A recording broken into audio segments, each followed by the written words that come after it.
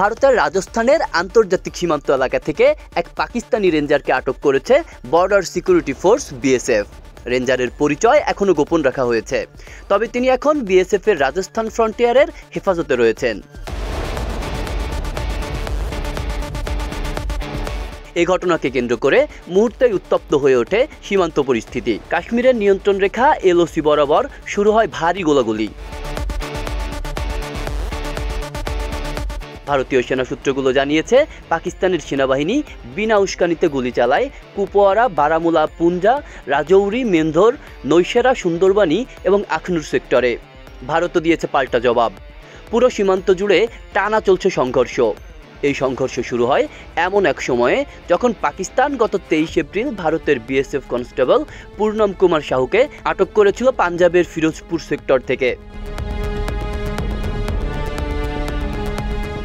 সেই ঘটনার রেশ কাটতে না কাটতেই এবার পাকিস্তানি রেঞ্জারকে আটকের ঘটনা সংঘর্ষে ঘি ঢেলে দেয়। ভারতীয় সংবাদ মাধ্যম এনডিটিভি জানিয়েছে, এটি সাম্প্রতিক সময়ের সবচেয়ে বড় সীমান্ত সংঘর্ষ।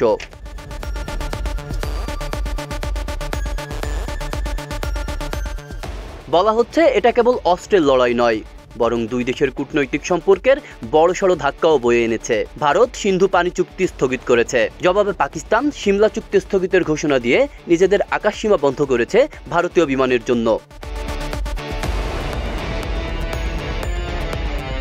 এরই মধ্যে পাকিস্তান পরীক্ষা চালিয়েছে আবদালি ব্যালিস্টিক ক্ষেপণাস্ত্রের, যার পাল্লা 450 কিলোমিটার পর্যন্ত।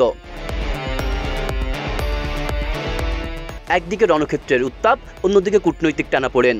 ভারত পাকিস্তান সম্পর্ক এক অনিশ্চিত ভবিষ্যতের পথে।